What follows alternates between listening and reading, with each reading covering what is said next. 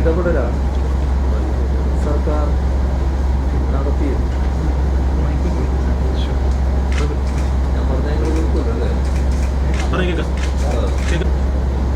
മാറ്റാനുള്ള ശക്തമായ ഇടപെടലാണ് സർക്കാർ നടത്തിയത്.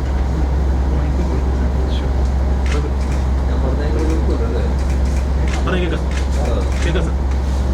അപ്പോ ഇതിന്റെ ഭാഗമായി കിഫ്ബിയെ ശാക്തീകരിച്ച് ഉപയോഗപ്പെടുത്തുന്ന നിലയാണുണ്ടായത്.